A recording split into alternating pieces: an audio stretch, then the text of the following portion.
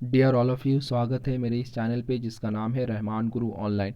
इस चैनल पे class 8, 9, 10 social science से history, geography, economics, political science के एडवांस नोट्स और इम्पोर्टेंट क्वेश्चन आंसर्स के वीडियोस मिल जाएंगे। अभी तक आपने अगर हमारे चैनल्स को सब्सक्राइब नहीं किया है तो कर लें, और इस चैनल पर अगर नए हैं तो ज़रूर से सब्सक्राइब करें ताकि आने वाले दिनों में इसी तरह से वीडियोस के नोटिफिकेशन सबसे पहले आपको मिलते रहें। चलिए स्टार्ट करते हैं हमारा चैप्टर क्लास 9 सोशल स्टडी, और ये चैप्टर 3 है इकोनॉमिक्स के, जिसका नाम है पॉवर्टी एज ए चैलेंज। ये सारे पॉइंट्स दिए हुए हैं जो एक एक करके हम लोग डिटेल्स में करेंगे।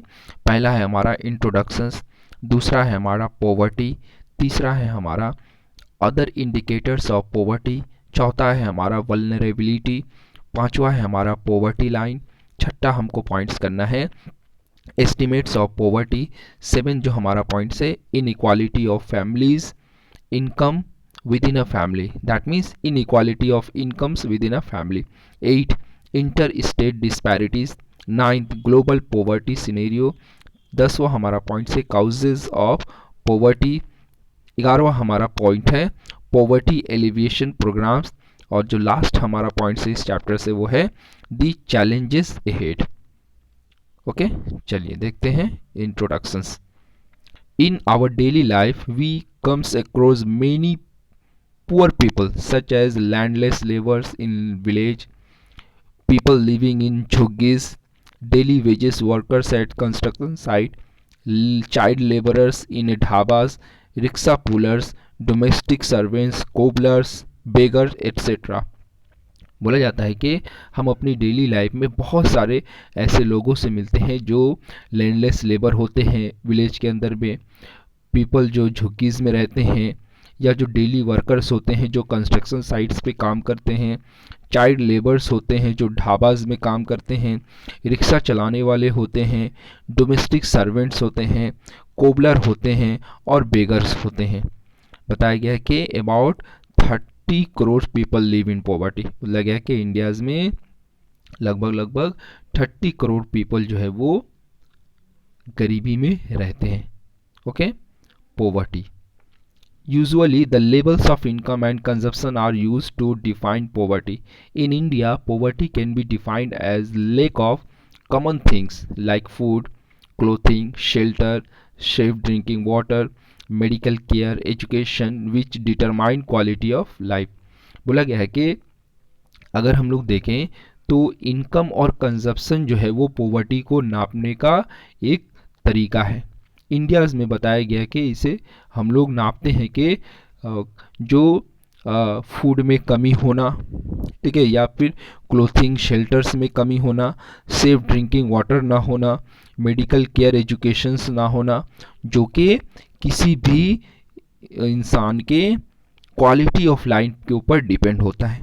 Okay, poverty has both dimension economical and social. बोला गया कि जो पॉवर्टी होती है वो दोनों डायमेंशंस में होती है, इकोनॉमिकली और सोशली भी।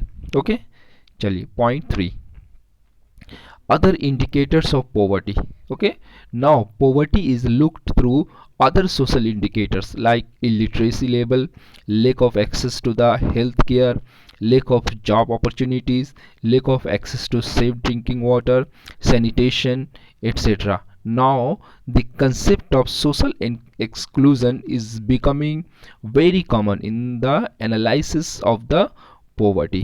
ओके, बोला गया है कि आज हम लोग देखते हैं कि गरीबी को किस तरीके से देखा जाता है, या दूसरा जो कोई इंडिकेटर्स है पॉवर्टी का जिसमें बताया गया है कि इलिटरेसी लेवल होना, ठीक है, या फिर lack of access to health, यानी कि हेल्थ की कमी होना, या हेल्थ जो केयर है उसकी हम लोग लेक जो है वो एक्सेस करें, कम से कम उसका इस्तेमाल करें, या जॉब अपॉर्चुनिटीज़ का कम होना, या सेफ ड्रिंकिंग वाटर्स की कमी होना, या सैनिटेशंस का प्रॉब्लम होना। आजकल बताया जा रहा है कि इस तरीके से जो है वो एक तरीके से सोशल एक्सक्लूजन, यानी समाज के बाहर जो एक तरीके से जो इसको हम देख सकते हैं या उसके बारे में सोच सकते हैं। ओके, सोशल एक्सक्लूजन में generally poor are excluded in the community of better off people. बोला गया है कि सोशल एक्सक्लूजन का मतलब ये होता है कि वो गरीब लोग जिसे कम्युनिटी से बाहर रखा जाता है पीपल्स की बेटरमेंट्स के लिए। Okay, good. नेक्स्ट है हमारा वल्नरेबिलिटी। वल्नरेबिलिटीज का मतलब होता है जो खतरे में है, यानी कौन सा पॉपुलेशन हमारे खतरे में है। Vulnerability describe the greater probabilities of certain communities और इंडिविजुअल और ऑफ बिकमिंग और remaining poor in the upcoming year. बोला कि वल्नरेबिलिटीज का मतलब यहाँ ये बयान किया गया है कि वो प्रोबेबिलिटी या वो कम्युनिटी या वो इंडिविजुअल या वो गरीब लोग जो कमिंग ईयर्स में आने वाले दिनों में भी वो गरीब रहेंगे।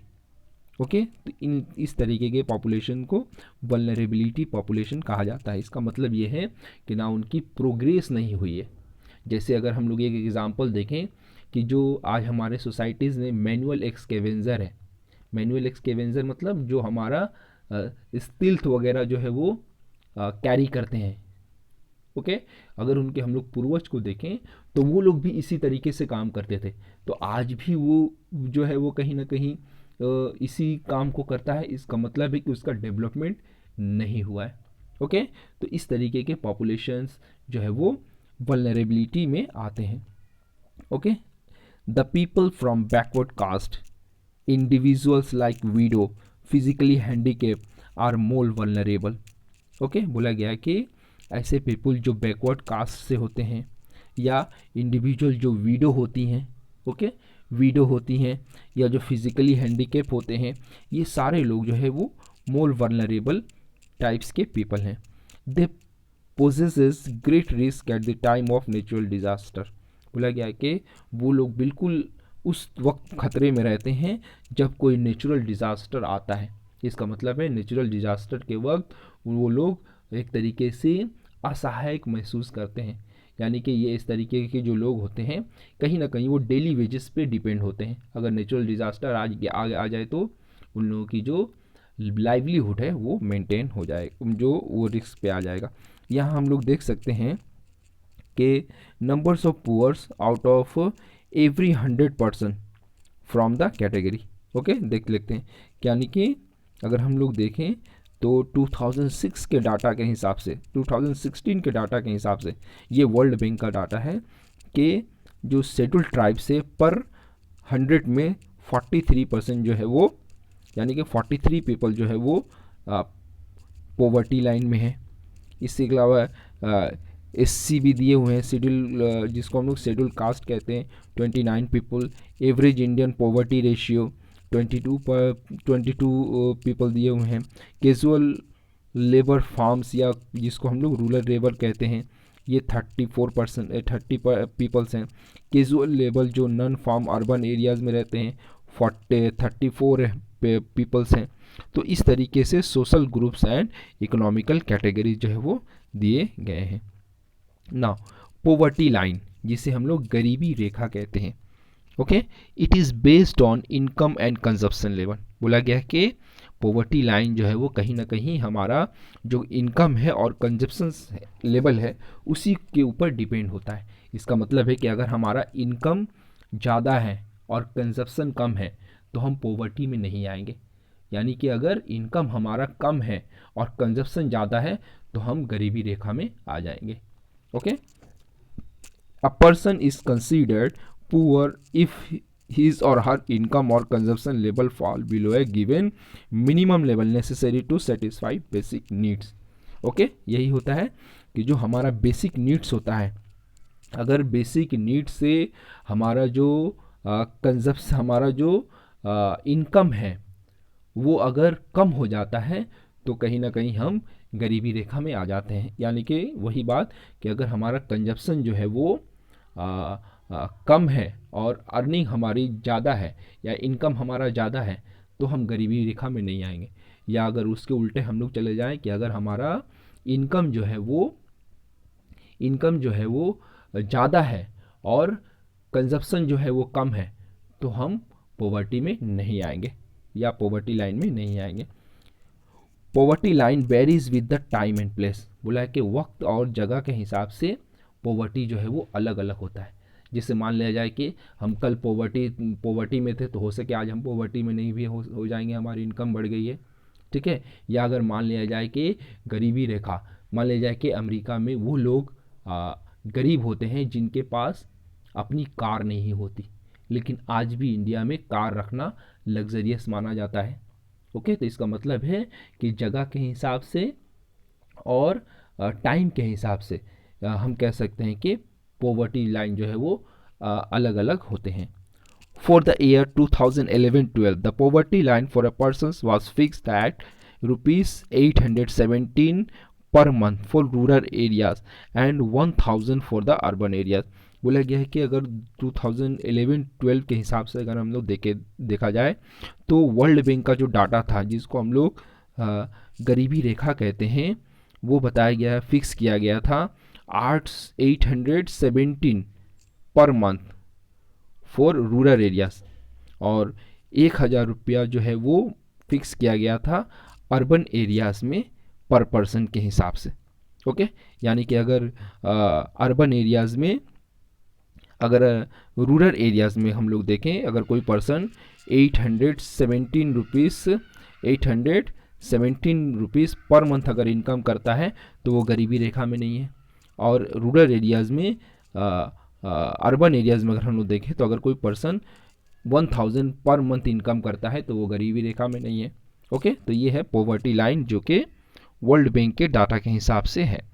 दी poverty line is estimated periodically by conducting sample survey by national sample survey organisation. बोला गया है कि जो गरीबी रेखा का हम जो एस्टिमेट निकालते हैं टाइम टू टाइम, बताया गया है कि ये एक ऑर्गेनाइजेशन है जिसको हम लोग NSSO कहते हैं, नेशनल सैंपल सर्वे ऑर्गेनाइजेशन। वो जो है वो देती है इस तरीके की एस्टिमेशन, पॉवर्टी लाइन की एस्टिमेशन। ओके, अब आ जाते हैं पॉइंट 6 में, एस्टिमेशंस ऑफ पॉवर्टी, यानी पॉवर्टी की जो एस्टिमेशन है वो क्या है। The incident of poverty in India was around 55% in 1973, which declined 45% in 1993 and 4, and 26% in 2000, further to 21.9% in 2011-12।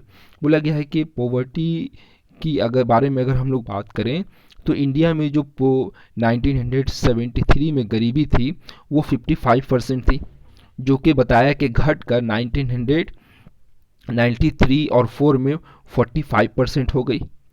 फिर जो है वो 2000 में अगर हम लोग देखें तो वो 26% हो गई, और 2011 में और 12 में हम लोग देखें तो वो बताया गया कि 21.9% तक रह गया। Okay, the poverty in India is reduced percent wise but number wise it is huge. बोला गया है कि जो हम लोग अगर इंडिया में गरीबी अगर हम लोग देखें तो बताया गया कि परसेंटेज के हिसाब से कम हुआ है, लेकिन अभी भी बताया गया कि अगर नंबर के हिसाब से देखें तो अभी बहुत ज़्यादा है।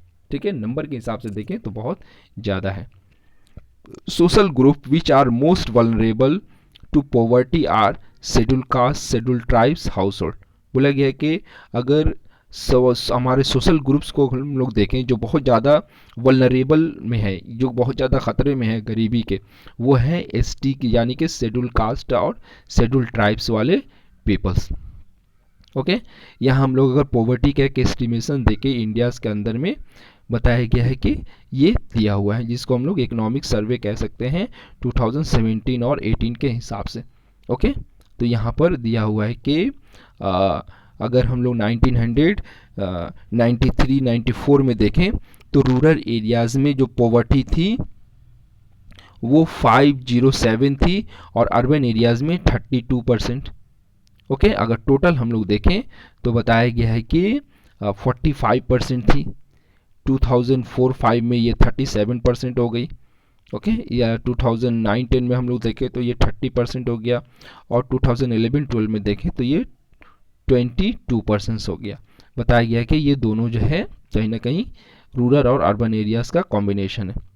ओके, अब यहाँ पर जो है दिया गया है कि अर्बन और रूरल एरियाज़ में पोवर्टी, दूसरे हमारा जो एक तरफ दाहिन राइट साइड में जो टेबल दिए गए हैं उसमें। ओके, चलिए अब आ जाते हैं income, in equality of income within a family. Okay, family के अंदर में जो सामान्य तरीके की इनकम ना होना। Okay, in poor family old people, womens and female children are denied equal access to families available resources. Okay, बोला गया कि अगर हम लोग गरीब फैमिलियों के अंदर में देखें तो जो उम्रदराज लोग हैं, जो वीमेंस लोग हैं, जो गर्ल्स चाइल्ड हैं, बताया गया कि ये कहीं ना कहीं महरूम रहते हैं कि जो रिसोर्स होता है वो फैमिली के अंदर में इक्वल तरीके से ये लोगों को नहीं मिलता है। ओके, जैसे बताया गया कि यही लोग जो हैं वो पुअरेस्ट ऑफ द पुअरेस्ट कहलाते हैं। ओके, चलिए आगे बढ़ते हैं। Inter state disparities. Inter state disparities में इसमें हम लोग को जानना है कि कोई एरियाज़ डेवलपमेंट के हिसाब से बहुत ज़्यादा हाई है और कोई एरिया डेवलपमेंट वहाँ पर हुआ ही नहीं। ओके, इसका मतलब है कि अगर दोनों के डेवलपमेंट को कंपैरिजन किया जाए तो आसानी से हम निकाल सकते हैं। इसी को कहते हैं inter state disparities. The proportions of poor people is not same in every state. In 20 states and union territories, the poverty ratio is less than the national average. बता क्या है कि जो एक प्रोपोर्शन, अगर हम लोग रेशियो देखें गरीब लोगों का, तो बताया गया कि ये हर स्टेट में अपना जो है वो सेम नहीं है। इसमें एक बताया गया कि जो 20 स्टेट्स और यूनियन टेरिटरीज़ हैं उसका अगर कंपैरिजन किया जाए नेशनल लेवल के इनकम से तो बताया गया है कि बहुत कम है 20 स्टेट्स और यूनियन टेरिटरीज़ में। Okay, Orissa and Bihar are the poorest state of India with poverty ratio of 37.6% and 33.7% respectively 2011 and 12. Lowest incidence of poverty is found in Jammu and Kashmir with poverty ratio of 3.5%. बोला गया है कि उड़ीसा और बिहार को हम लोग देखें तो ये सबसे गरीब स्टेट्स हैं जहाँ पर पॉवर्टी रेशियो बताया गया है कि 37.6% है और 33.7% जो कि है।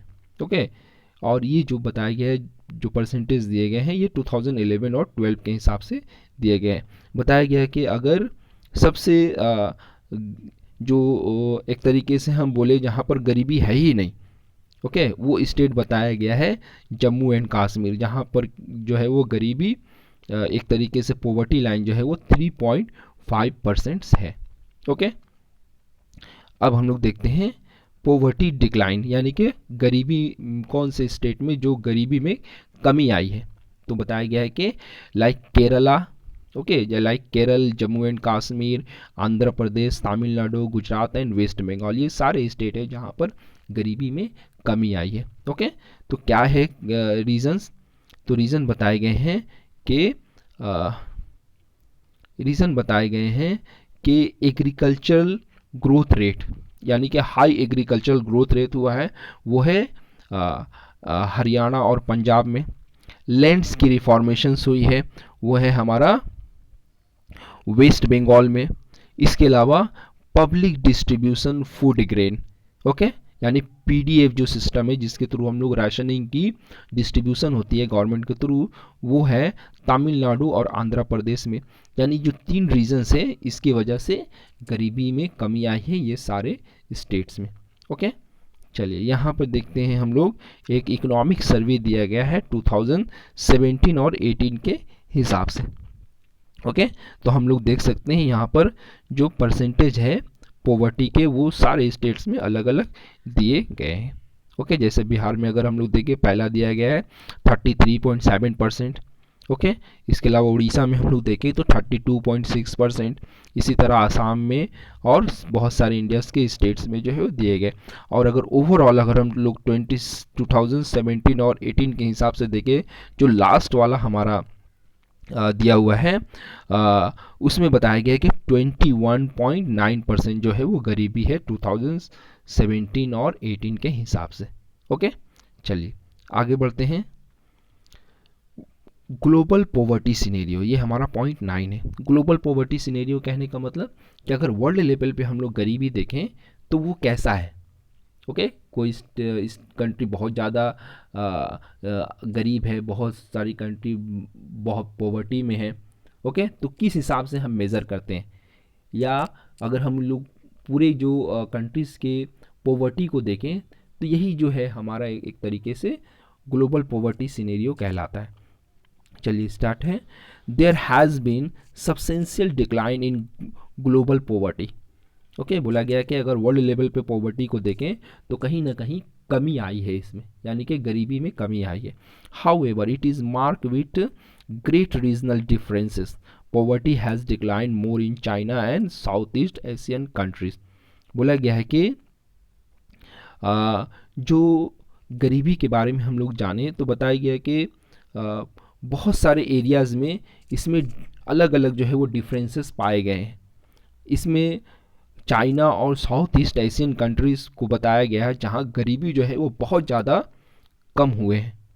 Okay, number of poors in China has come down from 85% in 1981 to 14% in 2008 to 6% in 2011। बोला गया है कि अगर चाइना में हम लोग गरीबी को देखें तो 1981 में 85% है, जो कि 2008 में 14% हो गए, और 2011 में हम लोग देखें तो ये 6% होकर रह गए। Okay, World Bank has defined poverty as the people earning less than $1.25 per day.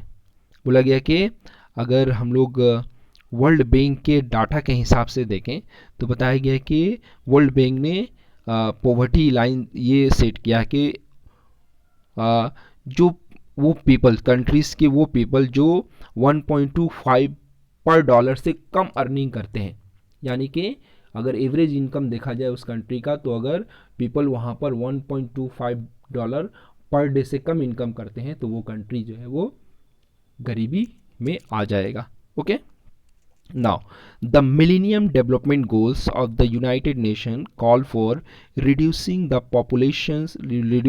portions of people below poverty line to half of 1990 level by 2015।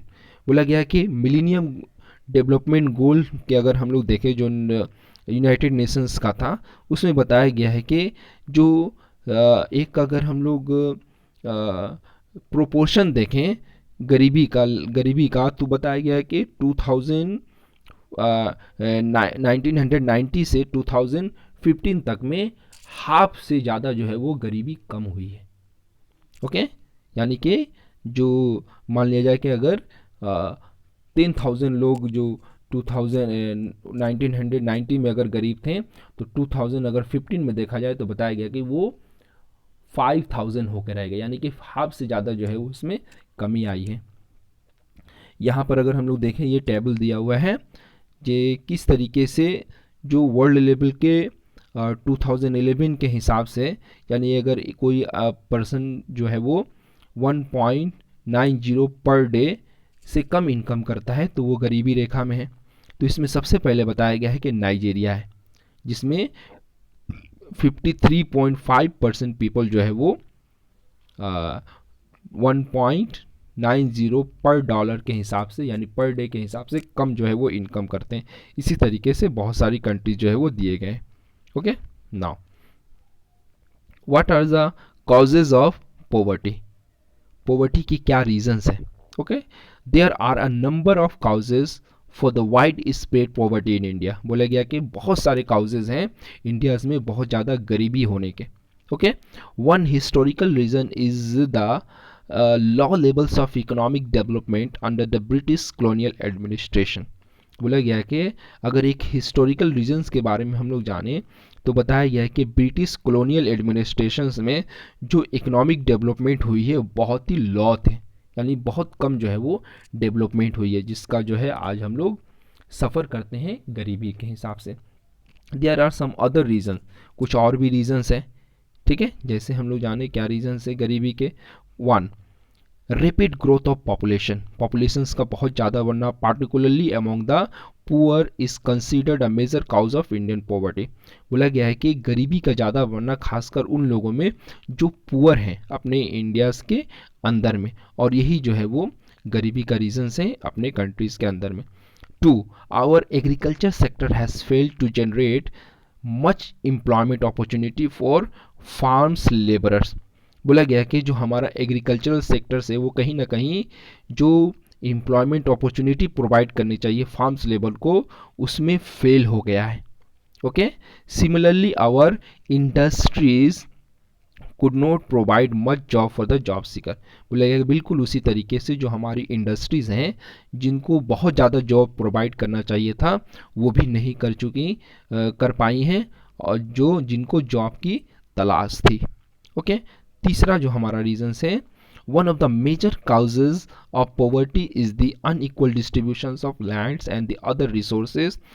Various land reforms measures introduced after the independence could not improve the life of the millions of rural peoples because of their poor implementation. बोला गया कि एक और reason है गरीबी का अपने countries में कि अनइक्वल डिस्ट्रीब्यूशंस ऑफ लैंड्स का ना होना। ओके, यानी कोई बहुत जिसके पास ज़मीन है वो बहुत ज़्यादा है, किसी के पास नहीं है तो वो लैंडलेस है। ओके, और इसी तरीके से दूसरे रिसोर्स का भी अनइक्वल डिस्ट्रीब्यूशंस होना। बताया गया कि अपने कंट्रीज़ में जो लैंड रिफॉर्म्स है वो इंट्रोड्यूस किया गया था इंडिपेंडेंस के बाद, लेकिन ये भी बताया जा रहा है कि जिससे मिलियंस ऑफ लाइफ से जो पुअर पीपल्स हैं रूरल एरियाज़ में रहते हैं, सही तरीके से इम्प्लीमेंटेशन ना होने की वजह से बताया गया है कि इसमें कोई इम्प्रूवमेंट उनके जो लाइफ है, मिलियंस ऑफ जो लाइफ है उसमें कोई इम्प्रूवमेंट नहीं हुआ है। ओके, अब आ जाते हैं सोशल फैक्टर्स में। गरीबी के सोशल फैक्टर्स क्या हैं? People in India including the very poors spend a lot of money on social occasions like marriage, festivals etcetera. Poor peoples hardly have any savings, they are thus forced to borrow. बोला गया है कि अगर social factors के बारे में जानें तो जो अपनी कंट्रीज़ यानी इंडियाज़ में जो पीपल हैं वो बहुत ज़्यादा गरीब हैं। ये भी इसलिए कि वो लोग ज़्यादा से ज़्यादा जो है वो अपने मनी को सोशल ओकेजन्स में खर्च करते हैं, जैसे मैरिज में खर्च करते हैं, बहुत सारे फेस्टिवल्स में खर्च करते हैं, और उनके पास कोई जो है ख़ास तरीके का सेविंग्स नहीं होता है। बताया गया कि यही एक रीज़न्स है लोगों को कर्ज लेने का, कि जब ज़रूरत पड़ती है तो दूसरे से कर्ज लेते हैं, और इस तरीके से ये जो कर्ज है बताया गया है कि गरीबी के वजह से they become victims of indebtedness, और इस तरीके से इसी विक्टिम्स के वजह से, यही रीज़न के वजह से जो लोग हैं वो कर्जदार हो जाते हैं। Okay, joint family system has prevented people from doing hard work. बोला गया कि जॉइंट फैमिली भी जो है वो एक रीज़न है गरीबी का अपने कंट्रीज़ में। कैसे? मान लिया जाए कि एक फैमिली में 20 मेंबर हैं, ठीक है, और अगर मान लिया जाए कि कोई काम करना है तो अगर वो उस काम को किया जाए तो 5 मेंबर अगर करेंगे तो आसानी से वो काम हो जाएंगे, ओके, एक दिन में। लेकिन बताया गया कि अगर 20 मेंबर्स अगर अप्लाई कर दिया जाए उस एक ही काम में तो बताया गया कि जहाँ पर एक दिन में वो काम होने का वो 1 घंटा में हो जाएगा। इसका मतलब जितने लोग भी अगर काम करेंगे वो अपने पूरी पोटेंशियल से काम नहीं करेंगे, तो इसका मतलब है पोटेंशियल से काम ना करना भी ये कहीं ना कहीं ये एक गरीबी का इंडिकेशंस है। Okay, now step taken by the government for poverty alleviation. बोला गया गवर्नमेंट ने क्या स्टेप लिया है गरीबी को दूर करने के लिए। Okay, our government's strategy to poverty reductions has been two fold. One, promotions of economic growth and 2, targeted poverty alleviations program। बोला गया है कि अपने गरीबी को दूर करने के लिए अपने गवर्नमेंट ने 2 तरीके अपनाए हैं। पहला बताया गया है कि जो इकोनॉमिक ग्रोथ है उसको ज़्यादा से ज़्यादा प्रमोट करना, और दूसरा जो बताया गया है कि जो गरीब हैं या बहुत सारे जो गरीबों के लिए जो प्रोग्राम लाया जाता है, ओके, वो प्रोग्राम लाना और उन तक उसकी जो बेनिफिट है उसको पहुंचाना, ओके, इसी को कहते हैं targeted poverty alleviation programmes. Okay, now poverty alleviation programme, government ने क्या क्या प्रोग्राम्स लाए हैं जिसके वजह से गरीबी को दूर किया जा सके। Okay, to addresses the poor a need for the target anti poverty programme was strongly felt.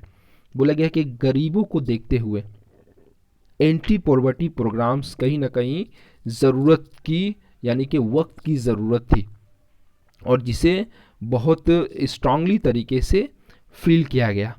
Okay, यानी कि एंटी पॉवर्टी प्रोग्राम लाने की ज़रूरत महसूस हुई। ओके, बोला गया कि कुछ पॉवर्टी एलिविएशन प्रोग्राम्स के बारे में डिस्कस करते हैं। यहाँ दिए हुए हैं पॉवर्टी एलिविएशन प्रोग्राम्स के बारे में। ओके, प्राइम मिनिस्टर रोजगार योजना PMRY. Okay, the aim of this program, which was started in 1993, was to create self-employment opportunities for educated unemployed youth in rural areas and small town.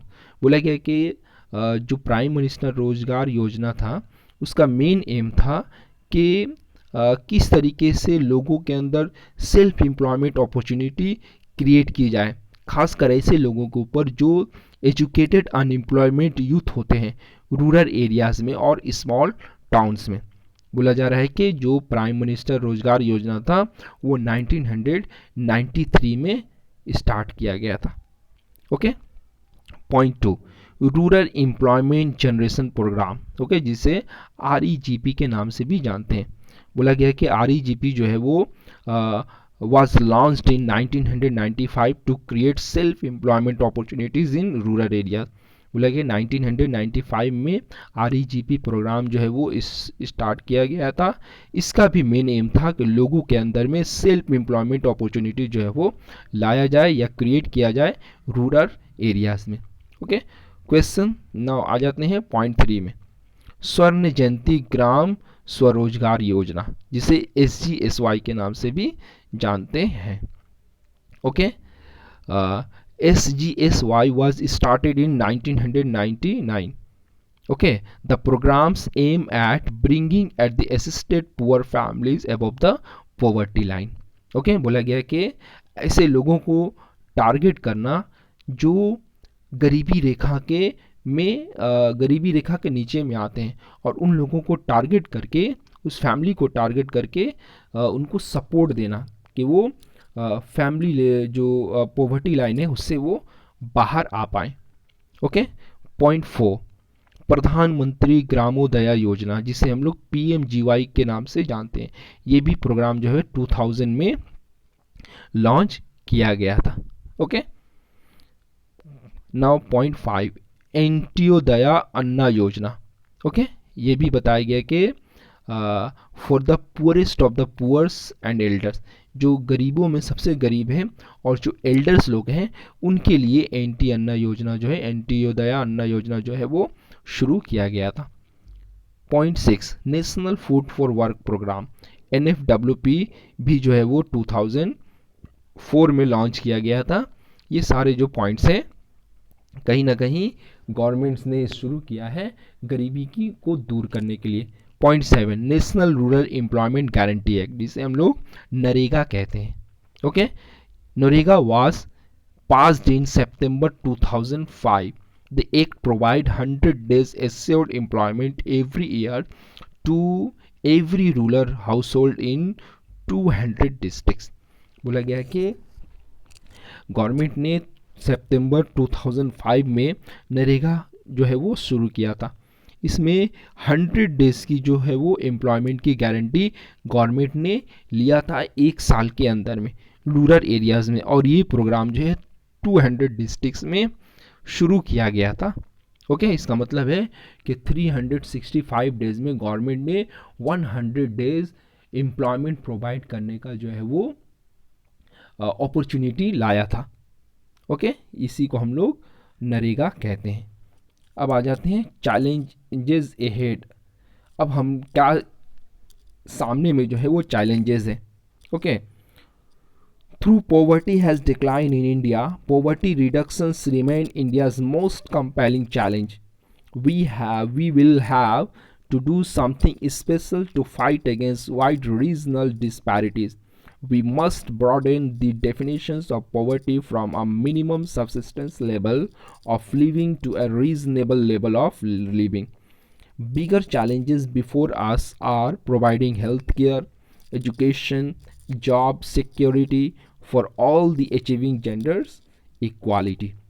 बोला गया है कि अगर गरीबी कम होने से अगर हम लोग देखें तो इसका मतलब है कि गरीबी कहीं ना कहीं कम करना इंडिया के लिए एक चैलेंज है।